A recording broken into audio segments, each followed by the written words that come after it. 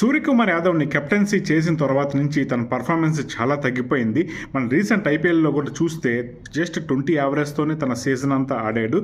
And ఒక కెప్టెన్కి కెప్టెన్సీతో పాటుగా performance కూడా చాలా ఇంపార్టెంట్. సో అందుకే ఇప్పుడు సెలెక్టర్స్ తన పర్ఫార్మెన్స్ అండ్ తన కెప్టెన్సీ మీద దృష్టి పెట్టారు.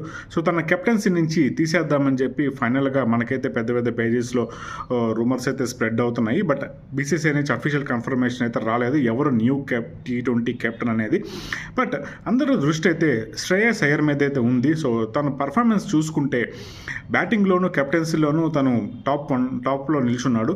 సో కోల్కతాకి కప్పు తెచ్చాడు ఐపీఎల్ అండ్ పంజాబ్ని ఫైనల్గా తీసుకెళ్ళాడు ఐపీఎల్ 2025 సీజన్లో.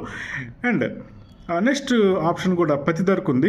ఎందుకంటే ఆర్సీబీకి 2 times కన్సిక్యూటివ్ 2 ఐపీఎల్ ట్రోఫీస్ కూడా తీసుకొచ్చాడు. అండ్ సంజు శాంసన్ కూడా ఈ ఆప్షన్స్లో ఉన్నాడని చెప్పి టాక్ నడుస్తుంది.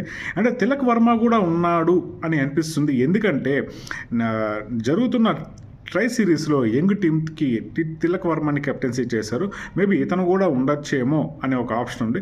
అండ్ ఇంకో ఆప్షన్ వచ్చేసి ఇషాన్ కిషాన్ కూడా ఉండే ఛాన్స్ కూడా ఉంది. ఎందుకంటే సన్ రైజర్స్ తరఫున రీసెంట్గా జరిగిన ఐపీఎల్లో ఫస్ట్ కొన్ని మ్యాచెస్ కెప్టెన్సీ చేశాడు. సో వీళ్ళందరిలో హై ప్రియారిటీ ఛాన్సెస్ అయితే శ్రేయస్ అయ్యర్కి ఉంది. అండ్ నెక్స్ట్ సెకండ్ ఆప్షన్ పతిదర్కి అయితే ఉంది. బట్ సెలెక్టర్లు ఎలాంటి షాక్ ఇస్తారో చూద్దాం. జై హింద్.